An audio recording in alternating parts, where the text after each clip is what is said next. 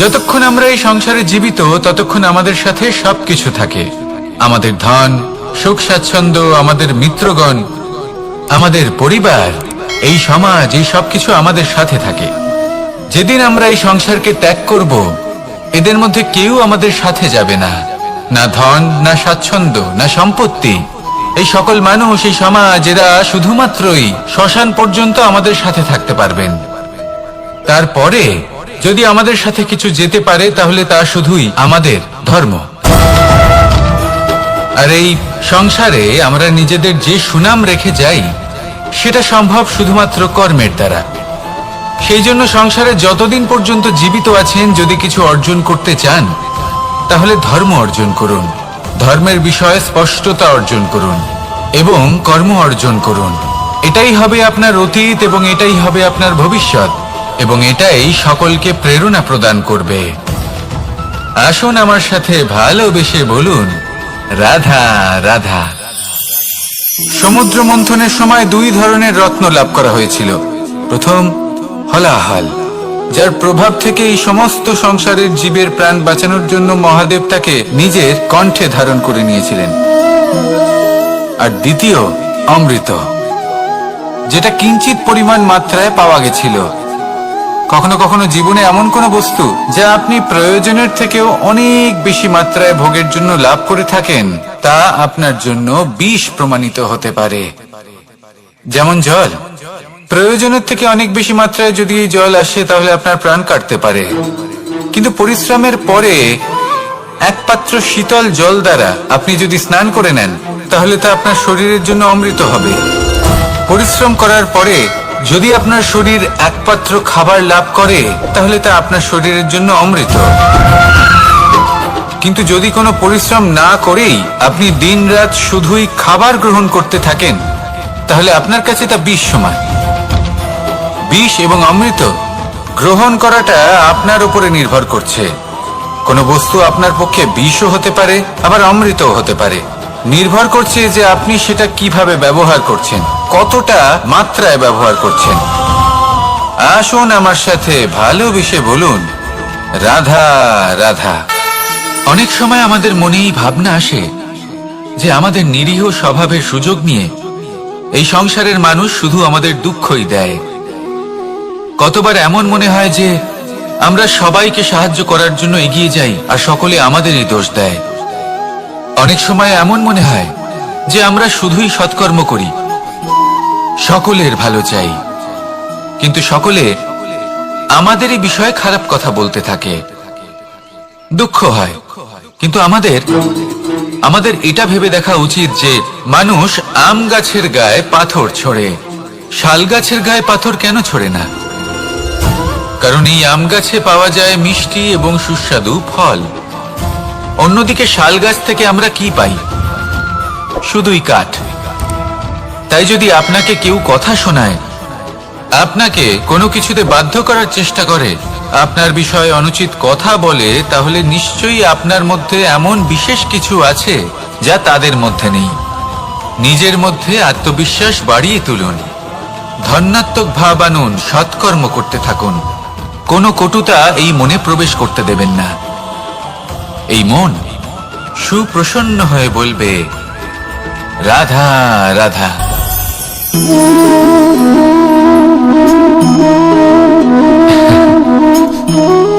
ঘুমের মধ্যে আমরা বিভিন্ন ধরনের স্বপ্ন দেখি, কিছু সুখের, কিছু দুঃখের, কিছু অত্যন্ত ভয়ানক। কিন্তু সত্যি কথা বলতে এর উপর আমাদের কোনো নিয়ন্ত্রণ নেই। কিন্তু আমি এমনও কিছু ব্যক্তিকে দেখেছি যারা খোলা চোখে স্বপ্ন দেখেন এবং তা যাপন করেন।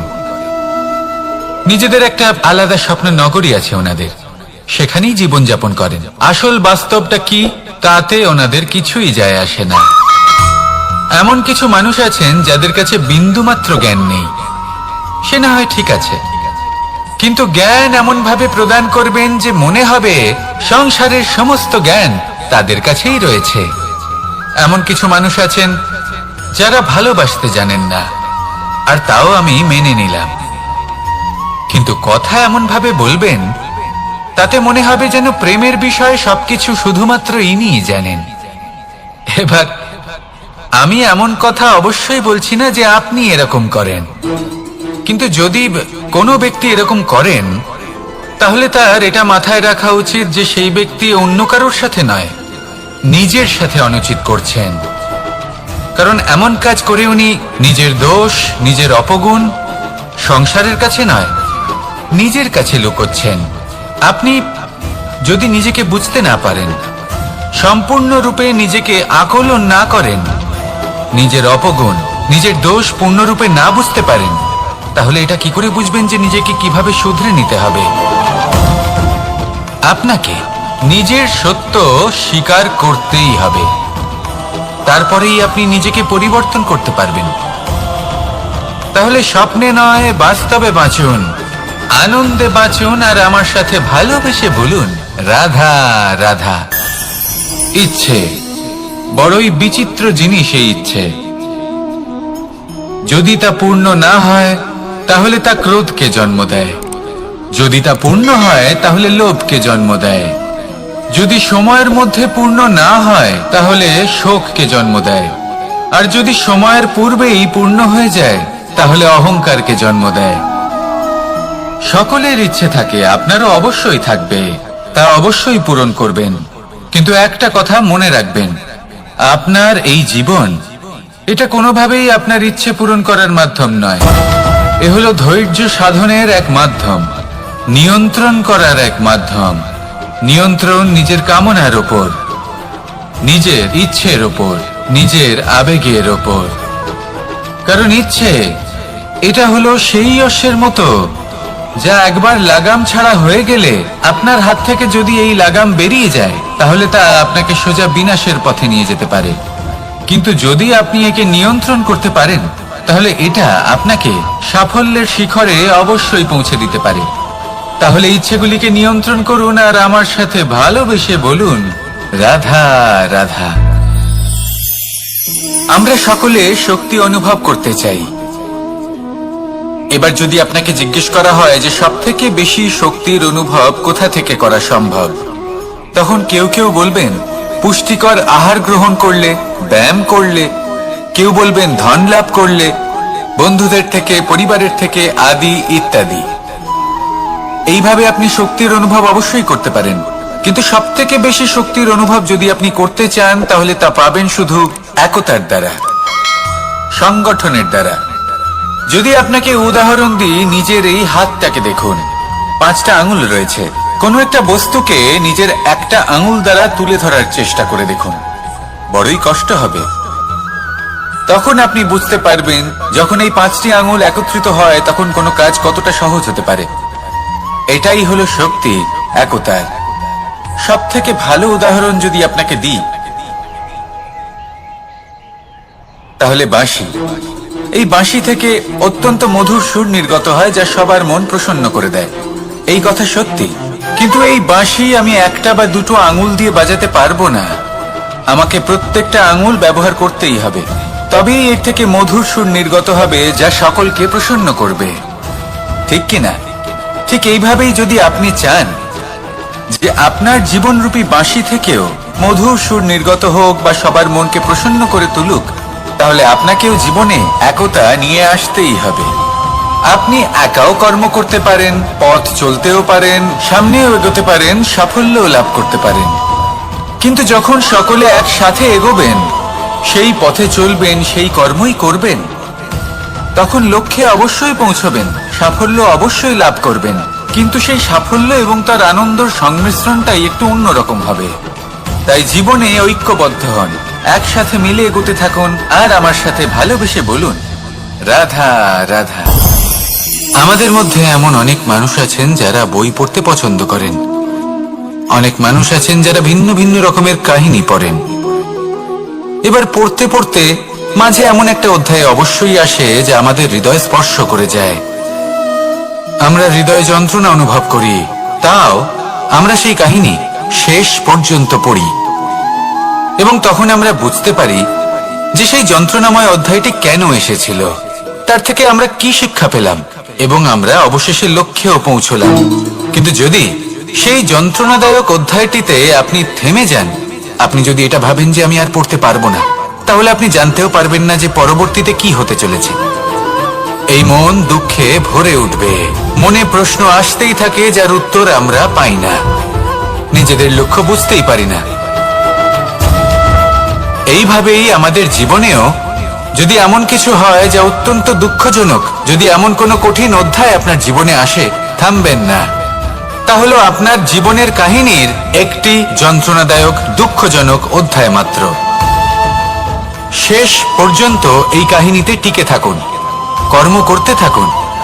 আপনি বুঝতে পেরে যাবেন যে এই কঠিন পরিস্থিতি আপনার জীবনে কেন এসেছিল। আপনি শিক্ষাও লাভ করবেন এবং লক্ষ্যও লাভ করবেন। আসুন আমার সাথে ভালোবেসে বলুন, রাধা রাধা।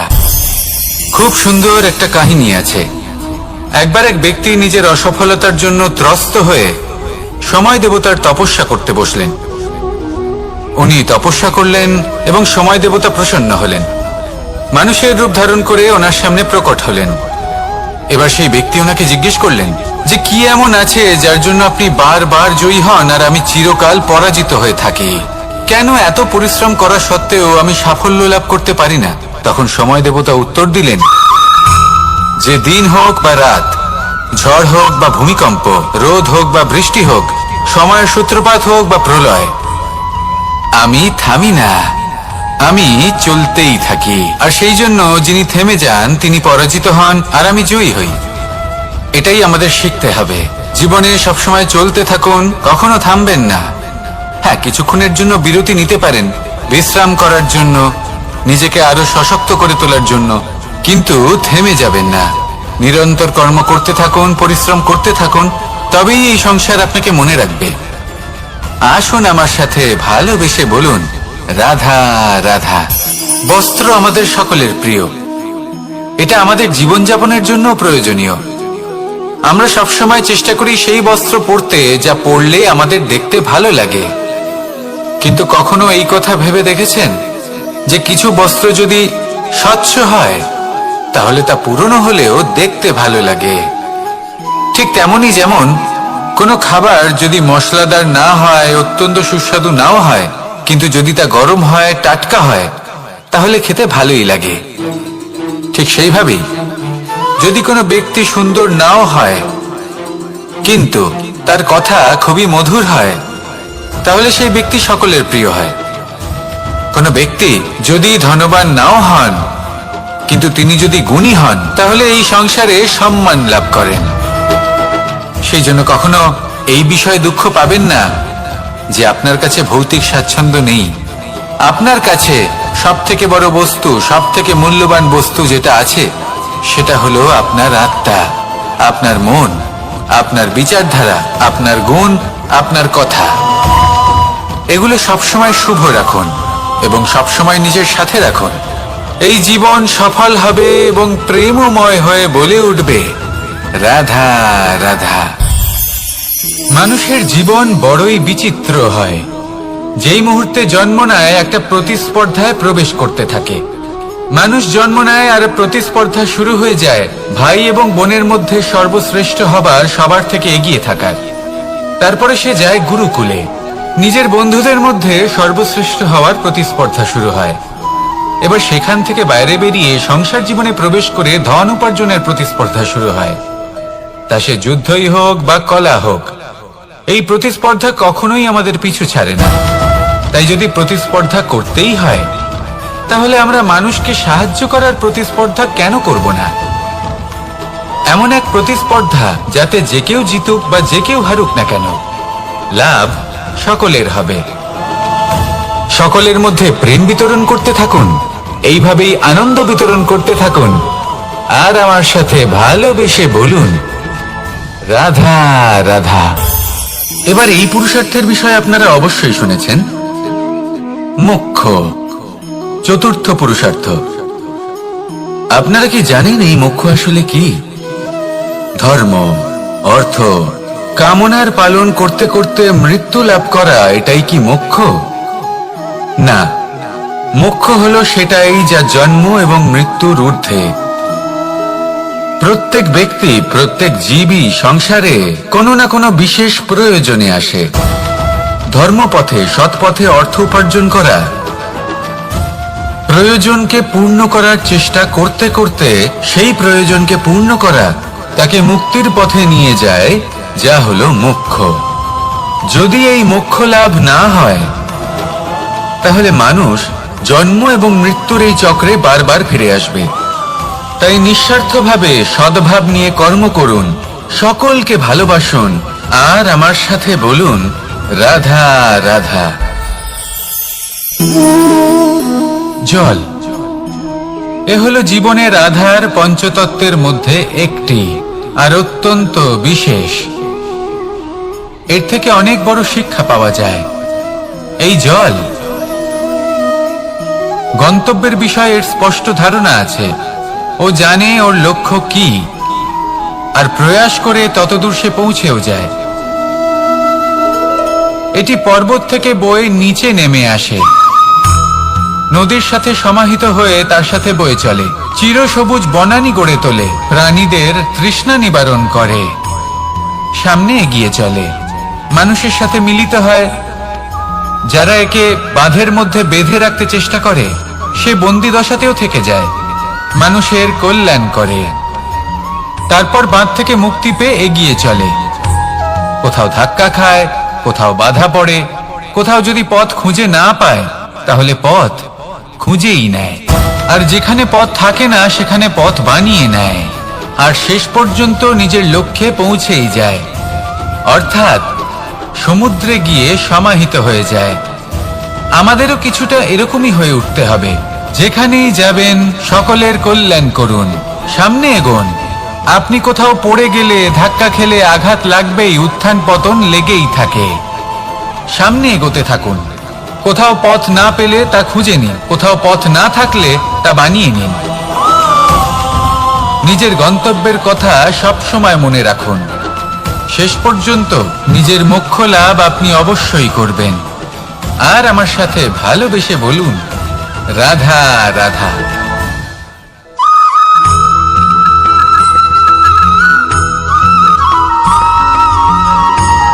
ছোট হোক বা বড়, রাজা হোক বা দরিদ্র, সমস্ত মানুষের মধ্যে একটা সামঞ্জস্য থাকে। সমস্ত মানুষের কাছে তার প্রশংসা অত্যন্ত গুরুত্বপূর্ণ। সে খুবই প্রসন্ন হয় যদি আপনি তার প্রশংসা করেন, কিন্তু আপনি যদি তাকে এটা বলেন যে এটা তোমার ভুল ছিল, তোমার কিছু খামতি ছিল, তখন সেটা সে মানতে রাজিই থাকে না। সব মানুষ এটা শুনতে পছন্দ করে যে সে যেটা করেছে সেটাই সর্বোত্তম। এবার আমি আপনাকে একটা কথা বলি, এই হলো নিন্দা, এই হলো প্রশংসা, আর এই হলো সত্য, যা সবার থেকে উচ্চস্থানীয়। সেই জন্য মানুষ আয়না দেখে। আয়না তাকে তার সৌন্দর্য দেখায় না, তাকে দেখায় যা সত্য, যাতে মানুষ আরো সুন্দর হওয়ার চেষ্টা করতে থাকে। তাই আয়না অত্যন্ত গুরুত্বপূর্ণ সত্যকে জানার জন্য। জীবনে নিন্দুকের মাহাত্ম্য প্রশংসকের মাহাত্ম্যের থেকে অনেক বেশি। কেন? কারণ তারা আপনাকে আপনার খামতি দেখায়, আপনার ভুলগুলো বুঝিয়ে দেয়, আপনাকে একটা সুযোগ দেয় নিজেকে শুধরে নিতে, নিজেকে আরো শ্রেষ্ঠ করে তুলতে, যা প্রশংসক করতে পারে না। তাই জীবনে যদি কখনো নিন্দা করা হয় তাকে ভালোবেসে গ্রহণ করুন, ধন্যাত্মক রূপে গ্রহণ করুন। যদি নিজেকে কোনো শিক্ষা দেওয়া সম্ভব হয় তাহলে অবশ্যই দিন। দেখবেন মন প্রসন্ন হয়ে বলবে রাধা রাধা। মানুষ যখন কোনো শক্তি লাভ করে তখন সে নিজেকে বলশালী মনে করে। শক্তি লাভ করলেই তার মধ্যে অহংকার চলে আসে, অভিমান চলে আসে। তার কারণ হলো সে একটা সহজ কথা বুঝতেই পারে না। এই সব যা হচ্ছে সময়ের জন্য হচ্ছে। সময়ের থেকে বেশি বলশালী আর কেউ নেই। এই সময়ের জন্যই রাবণ ভক্তি দ্বারা কৈলাস পর্বত তুলে নিয়েছিলেন। আবার সেই সময়ের জন্যই, সেই কারণেই রাবণকে বধ হতে হলো। তার সাথে সাথে রাক্ষস কুলও ধ্বংস হয়েছিল এবং লঙ্কাও ভস্ম হয়ে গেছিল। দেখতে গেলে জন্ম থেকে মৃত্যু পর্যন্ত এই যে সময়, সেটাই হলো জীবন। কিন্তু তার মধ্যেও যা সময় আসে কোনো কারণেই আসে। সেই সময় আমরা যাপন করে কিছু শিখতে পারি। তাই আজ যে সময় আপনার হাতের কাছে আছে তাকে মুষ্টিবদ্ধ করে রাখুন, তাকে সামলে রাখুন, তাকে সংযত করে রাখুন, অনুভব করুন, তার থেকে কিছু শিখুন, তাকে কোনোভাবেই ব্যর্থ হতে দেবেন না। আর এটা জেনে রাখুন যে ভবিষ্যতে যা কিছু হতে পারে, যা কিছু হতে চলেছে, সেটা না আপনি জানেন আর না তা আপনার বশে রয়েছে। সেই জন্য আজ অহংকার বা অভিমান করে নিজের ভবিষ্যতের ক্ষতি করবেন না, সেই অনর্থ ঘটাবেন না। এটাই হলো সময়ের অর্থ। আসুন আমার সাথে ভালোবেসে বলুন, রাধা রাধা। গুরু, যিনি পথ দেখান, আমাদের জীবনে অত্যন্ত গুরুত্বপূর্ণ, অত্যন্ত আবশ্যক।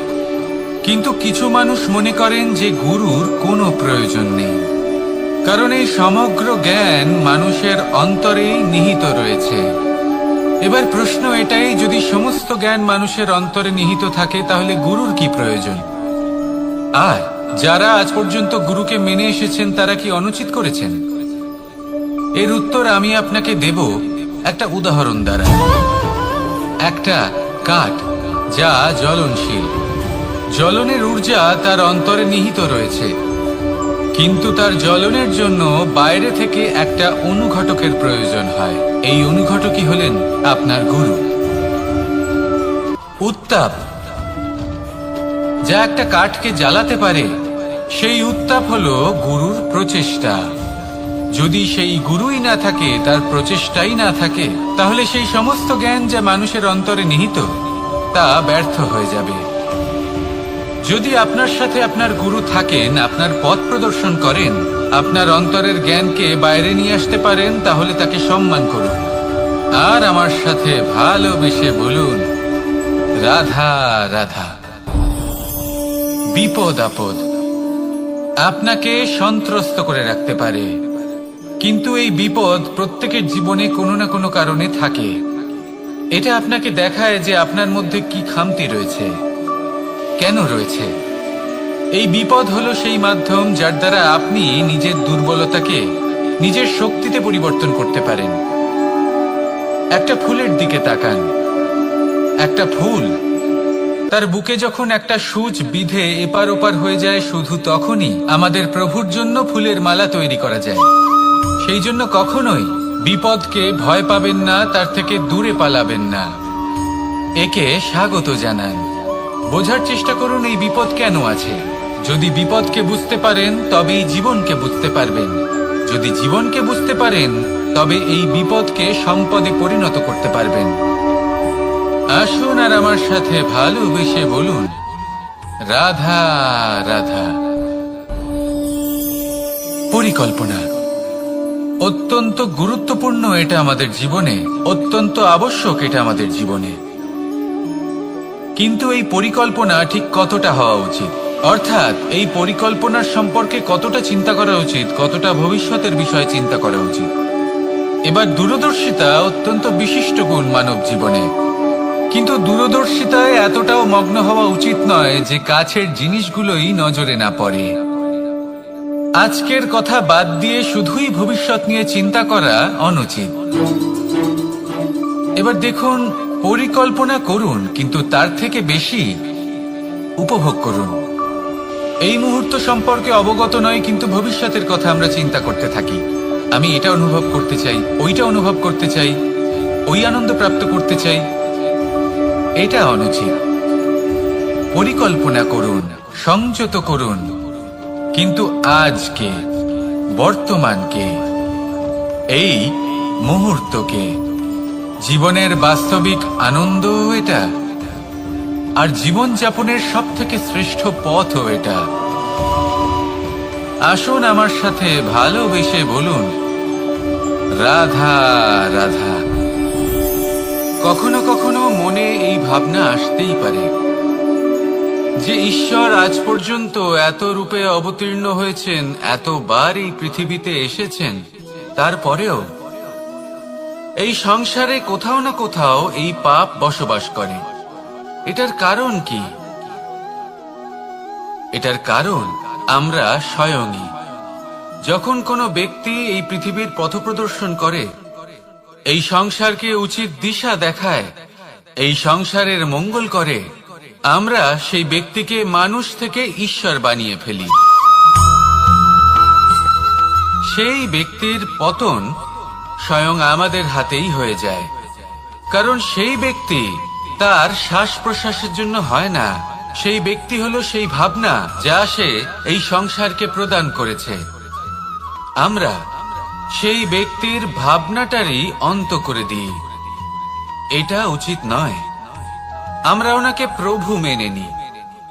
প্রভু মানার পর আমরা ওনার কাছে প্রার্থনা করি, হে প্রভু আমাদের সাহায্য করুন। যদি উনি প্রভুও হন, তাও উনি পৃথিবীতে এসেছেন মনুষ্য রূপে। যা কর্ম করেছেন, যা শক্তি প্রাপ্ত করেছেন, এই দেহ থেকেই প্রাপ্ত করেছেন। আপনাদের এটা বোঝানোর জন্য যে এই কাজ আপনিও করতে পারেন। যারা সৎ আত্মা থাকেন তাদের জন্য সর্বশ্রেষ্ঠ শ্রদ্ধাঞ্জলি হলো এটাই যে আপনি তাদের পদচিহ্ন অনুসরণ করে চলুন। না ওনাদের স্মরণে থাকুন, না পুষ্পের মালা ওনাদের চরণে রাখুন, বরং তাদের ভাবনাকে অনুসরণ করে সেই ভাবনা নিয়ে এগিয়ে চলুন। এটা না শুধু আপনার জন্য, বরং সমগ্র সংসারের জন্য লাভদায়ক। তাহলে এটাই করুন আর আমার সাথে ভালোবেসে বলুন, রাধা রাধা। যখন কঠোর রোদে আমাদের শরীর উত্তপ্ত হয়ে যায়, আমরা গরম অনুভব করি, তখনই যদি বর্ষা হয় আর বৃষ্টির জলের ফোঁটা আমাদের শরীরে এসে পড়ে, তখন কেমন অনুভূতি হয়? বর্ষার এই জলের ফোঁটা যখন ধরিত্রীতে পড়ে, তখন যে নাদ উৎপন্ন হয়, মনে হয় যেন এক সঙ্গীত। এমন এক সঙ্গীত যা স্থিরতার সাথে আমাদের বুঝিয়ে দেয় যে এই সূর্যের উত্তাপ, এই রোদ, তা চিরকালের জন্য থাকবে না। সূর্যের কিরণের যতই তেজ থাকুক, যখন বর্ষা আসবে এই রোদের কিরণকে শীতল করবে। সূর্যের তেজ যতই বেশি হোক না কেন, কখনো না কখনো কালো মেঘ আসবে আর সূর্যকে ঢেকে দেবে। অর্থাৎ এই প্রকৃতি আমাদের শিক্ষা দেয় যে কারোর প্রকাশ, যে কারোর মেধা চিরকাল টিকে থাকে না। এবার যদি কথা বলি অন্ধকারের বিষয়ে, তবে রাত্রির কালো অন্ধকারকে একটা জোনাকির আলো পরাজিত করে। অর্থাৎ অন্ধকারও চিরকালের জন্য বজায় থাকে না। এটা কি আমরা বুঝলাম? তবে আপনাদের দুটো সহজ প্রশ্ন করব। জীবনে যখন কিছুই আপনাদের সাথে চিরকাল থাকবে না, তাহলে অহংকার কি নিয়ে? আর জীবনে যদি প্রত্যেক দুঃখ, বিপদ, সমস্যা একটা সময়ের পর আপনাকে ছেড়ে চলে যায়, তাহলে পরাজয় মানবেন কেন?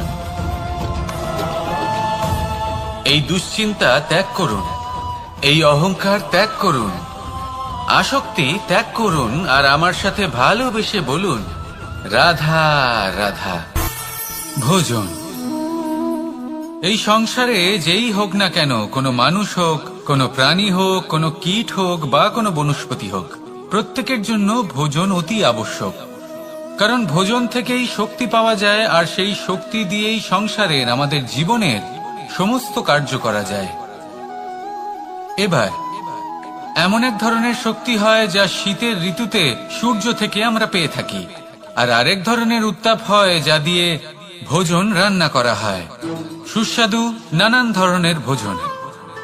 এবার অত্যন্ত গুরুত্বপূর্ণ হলো যে ব্যক্তি সেই ভোজন বানাচ্ছেন তার মানসিক পরিস্থিতি এবং সেই ব্যক্তি যিনি ভোজন গ্রহণ করছেন তার মানসিক অবস্থা। যখনই আপনি ভোজন বানাচ্ছেন তখন ভালোবাসার সাথে কাজটা করুন, ধন্যাত্মক ভাব নিয়ে, সৎ ভাবনার সাথে। কারণ আপনার এই মানসিক স্থিতি শক্তির আকারে সেই খাদ্যের সাথে মিলে মিশে যায়। আর যখনই আপনি ভোজন গ্রহণ করছেন তখন সদ্ভাবনার সাথে, প্রসন্নতার সাথে গ্রহণ করুন, ধন্যাত্মক ভাব নিয়ে। যদি আপনি প্রসন্নতার সাথে রান্না করেন, প্রসন্নতার সাথে খাদ্য গ্রহণ করেন, তাহলে আপনি প্রসন্নই থাকবেন, আর মন সুপ্রসন্ন হয়েই বলবে, রাধা রাধা। কখনো কোনো চাতক পাখিকে দেখেছেন?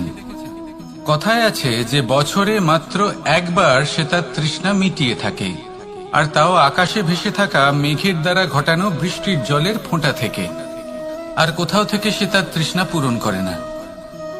সারা বছর সে নিদারুণ গরম সহ্য করে, তীব্র শীতও সহ্য করে, শুধু এই আশা নিয়ে যে বছরে একবার অন্তত সেই মেঘের ঘন ঘটা হবে, বৃষ্টি হবে, আর সে তার তৃষ্ণা নিবারণ করবে। এটা আসলে কি?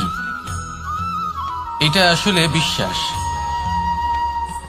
সেই বিশ্বাস যে বছরে একবার সেই মেঘ আসবে তৃষ্ণা নিবারণ করতে। যেমন দেখুন, একটা সূর্যমুখী ফুল সারা রাত অন্ধকারের সাথে যুদ্ধ করে, কারণ তার বিশ্বাস যে ভোরবেলার সূর্য তাকে অবশ্যই দর্শন দেবেন। সেটাও বিশ্বাস ছিল যার উপর ভরসা করে মনু একটা নৌকা নিয়ে বেরিয়ে পড়েছিলেন এবং সমস্ত সৃষ্টিকে প্রলয়ের হাত থেকে বাঁচিয়েছিলেন। সেটাও ছিল ভালোবাসার প্রতি বিশ্বাস, যার উপর ভরসা করে বানর এবং ভাল্লুক সেনা নিয়ে শ্রীরাম আক্রমণ করেছিলেন সমস্ত বরদানপ্রাপ্ত অসুরগণ এবং রাক্ষসগণের লঙ্কায় এবং জয় লাভ করেছিলেন। এই বিশ্বাসই হল এই বিশ্বের আশা। বিশ্বাস রাখুন যে আপনি হলেন সর্বশ্রেষ্ঠ এবং শুধুই নিজের কর্ম করতে থাকুন।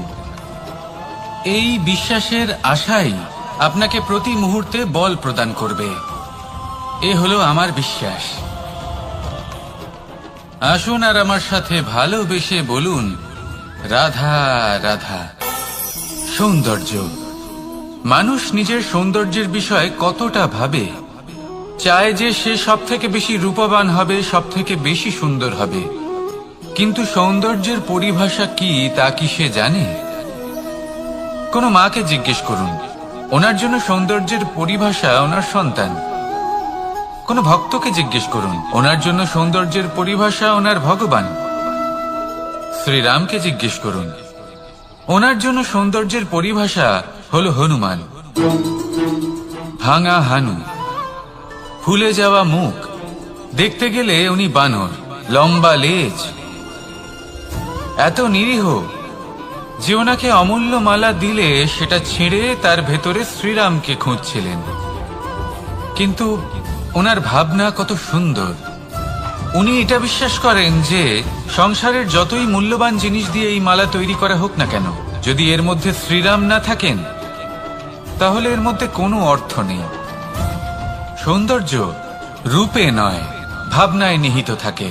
যদি আপনি সৌন্দর্য প্রাপ্ত করতে চান তাহলে তা কর্মে নিয়ে আসুন, ভাবনায় এবং বিচারে নিয়ে আসুন। এই সৌন্দর্য আপনার সাথেই থাকবে। যদি আপনি সৌন্দর্যকে রূপের মধ্যে খোঁজেন তাহলে কিছুক্ষণের জন্য পাবেন, সেই সৌন্দর্য সময়ের সাথে হারিয়ে যাবে। সৌন্দর্য যদি পেতে চান, খুঁজতেই চান, তাহলে হৃদয় খুঁজুন, কর্মে খুঁজুন। মন প্রসন্ন হয়ে বলবে, রাধা রাধা। ব্যায়াম, এই শব্দ আমরা সকলে শুনেছি, আর এটা সারা জীবন আমাদের সাথেই থাকে কোনো না কোনো রূপে। যখন আমরা জন্মগ্রহণ করি, চলতে শিখি, প্রথমে আমরা হামাগুড়ি দিয়ে চলি, পরে চলতে চেষ্টা করি কিন্তু পড়ে যাই। তখন আমাদের বাড়ির গুরুজনেরা আমাদের আটকান না। ওনারা মনে করেন এইভাবেই আমাদের সন্তান চলতে শিখবে, এইভাবেই তার পা আরো মজবুত হবে, যা অত্যন্ত গুরুত্বপূর্ণ। এইবার জীবনকালে যতই আমরা এগোতে থাকি, এই ব্যায়াম বিভিন্ন রূপে আমাদের সাথেই থাকে। কিন্তু আপনি কি জানেন যে এই ব্যায়ামের তাৎপর্য আসলে কি? আপনি কি জানেন এই ব্যায়ামের মর্ম আসলে কি? যখনই আমরা এই ব্যায়াম করি, আমাদের শরীরের মাংসপেশি ক্ষয় হয়। প্রথমে তা ক্ষয় হয়, তারপর আবার তা নির্মিত হয়। আরো শ্রেষ্ঠ, আরো শক্তিশালী মাংসপেশি আমরা লাভ করি। অর্থাৎ এই ব্যায়াম হলো সৃজনের বিজ্ঞান। এই ব্যায়াম আমাদের জন্য অত্যন্ত আবশ্যক। সেই জন্য জীবনে যখনই কোনো কিছু নষ্ট হয়ে যায়, চলে যায়, তখন হতাশ হয়ে পড়বেন না, তাকে পুনর্নির্মাণ করার চেষ্টা করবেন। আর এই শিক্ষা আমরা লাভ করি পাখিদের থেকে। যখনই বর্ষা হয়, ঝড় আসে, যখন পাখির বাসা ভেঙে চুরমার হয়ে যায়, তারা হার মেনে নেয় না। সে আবার অল্প অল্প করে সব খুঁজে একত্রিত করে আবার নিজের বাসা বানিয়ে তোলে। পুনরায় এক জীবনকে জন্ম দেয়, এক নতুন পরিবারকে জন্ম দেয়। তাই মনে রাখবেন, জীবনে এইভাবেই যদি আপনি নির্মাণ করতে চান, সৃজন করতে চান, তাহলে সেই নির্মাণের জন্য ভাঙনের অভিজ্ঞতা থাকা অত্যন্ত আবশ্যক।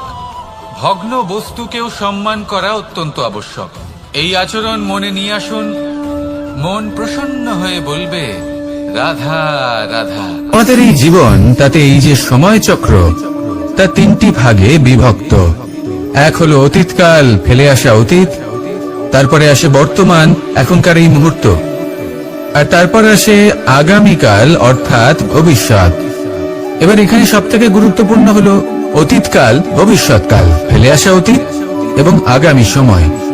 কেন? কারণ এই দুইয়ের উপর নির্ভর করছে যে আপনি বর্তমানে কি করতে চলেছেন। শুধু প্রয়োজন হলো সঠিক দৃষ্টিভঙ্গি। অতীতকালকে যদি আপনি একটি দৃষ্টিভঙ্গি থেকে দেখেন, তাহলে অতীতকালে আপনি দুঃখও দেখতে পাবেন, যন্ত্রণাও দেখতে পাবেন। অন্য কোনো দৃষ্টিভঙ্গি থেকে দেখলে আপনি অতীতকাল থেকে শিক্ষাও লাভ করবেন।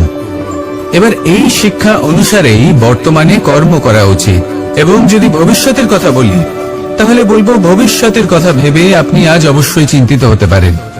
অন্য একটি দৃষ্টিভঙ্গি থেকে দেখলেই ভবিষ্যতেই আপনি একটি লক্ষ্য, একটি উদ্দেশ্য দেখতে পাবেন, যে আপনি কি করতে চান, কি লাভ করতে চান।